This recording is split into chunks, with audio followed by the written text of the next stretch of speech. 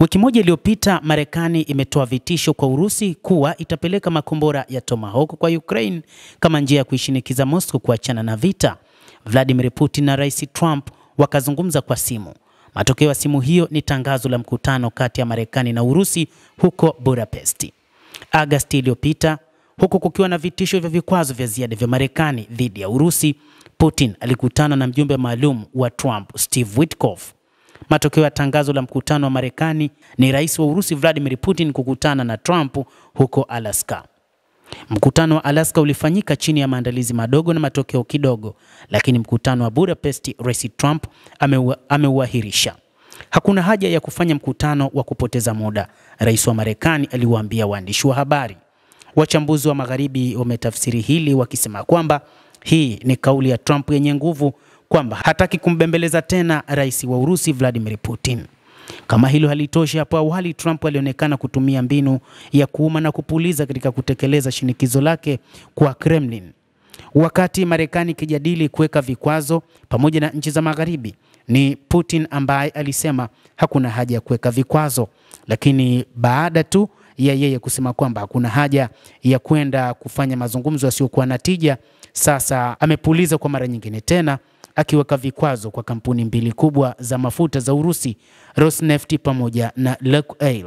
Lakini hili halitamzamisha Rais Putin kukomesha vita vyake, na ni ishara ya kuchanganyikiwa kwa Donald Trump na kutokukubaliana kwake na ikulu ya Kremlin kwa kutaka kufanya maafikiano au makubaliano yoyote ili kusitisha mapigano nchini Ukraine. Rais wa Marekani kuna nyakati anahitaji kuwa karibu na Rais Putin, akisema kwamba Rais Putin ni moja kati ya washirika wake wa muda mrefu. Wakati huo huo amekuwa akiona kwamba heshima ya Marekani itakuwa ikishuka mbele ya Warusi. Ikumbukwe kwamba Russia ambayo ilikuwa ndio nchi mama katika Umoja wa Sovieti ilikuwa katika vita baridi na Marekani iliyokuwa ikiongoza NATO. Sasa wakati huu inaonekana bado vita vipo na ni vita baridi kweli kweli. Urusi haifurahishwi na mbinu zinazofanywa na Rais wa Marekani Donald Trump. Na siku ya Alhamisi Rais Putin aliwaambia waandishi wa habari kwamba vikwazo vipya vya Marekani ni kitendo kisichokuwa cha kirafiki na ni uamuzi wa kujaribu kuwekea Urusi shinikizo na kuifanya Urusi ifanye inachokitaka kwa wakati huu. Lakini hakuna nchi inayojiheshimu na hakuna watu wanaojiheshimu wanaofanya maamuzi kwa sababu ya shinikizo. Upande wa rais wa zamani Dmitry Medvedev hakutumia lugha ya kidiplomasia. Yeye amesema Marekani ni adui yetu na mropokaji wao kuhusu amani. Sasa amejiweka katika njia ya vita na Urusi, aliandika kupitia mtandao wa kijamii, na alieleza zaidi kwamba maamuzi ambayo yamechukuliwa ni kitendo cha vita dhidi ya Urusi, kwa maana Marekani inatafuta vita dhidi ya Urusi, nasi tuko tayari.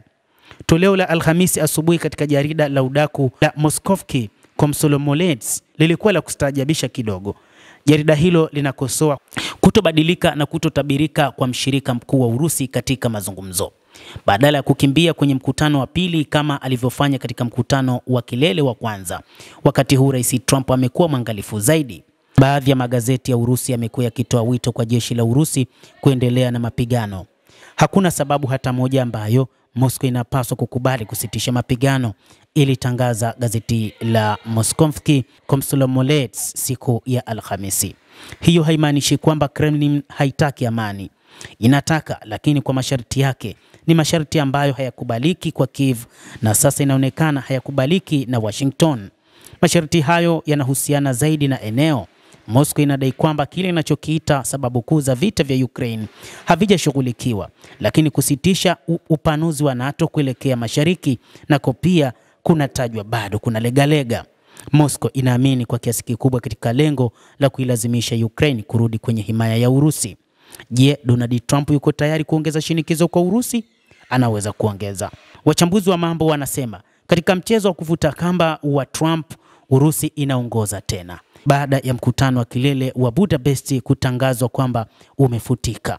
Katika wiki chache kabla ya mkutano wa Budapest, Trump atavutwa upande mwingine kwa simu za ziara kutoka Ulaya, kisha Putin atamvuta tena upande wetu, liliandika gazeti hilo.